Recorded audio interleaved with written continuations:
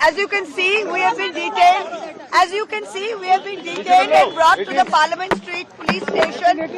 We were protesting very peacefully this morning. A group of us, 8 MPs, outside the Home Ministry, the office of the Honorable Amit Shah, who yesterday most shamelessly, after being unable to fight us on the ground politically in Bengal, sent his enforcement directorate, the extortion directorate, to loot and plunder and do political espionage on our party and steal our party's election documents and election data. And on a 7 to 10-year-old case, what were they doing? Sleeping till now. That is number one.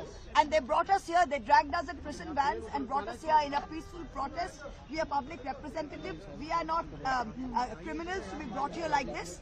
The second thing is, you see some names here on this poster. The names are Ajit Pawar.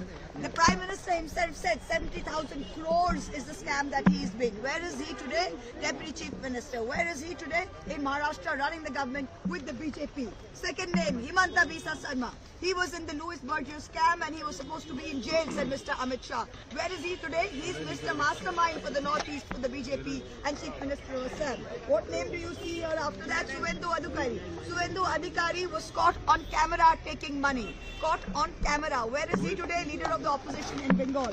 Who do you see here? Narayan Rane, who has been accused of numerous scams. Where is he? In the Maharashtra government. So why is the ED selectively only for the opposition and a washing machine for those that the BJP like? Today at 2 p.m. in the afternoon, our leader, the Tigress Mamata Banerjee, nobody else has the guts. And today, nobody else, no opposition leader had the guts to do what she did yesterday. While the ED's illegal raid was going on, Didi went into the premises and she tried and saved our party's documents and our party's information. She's leading a march today from Jadavpur 8B bus stand to Hazra Mode, and all the public of Calcutta will join her, and we will show the BJP that these tricks on the eve of an election will backfire. He says that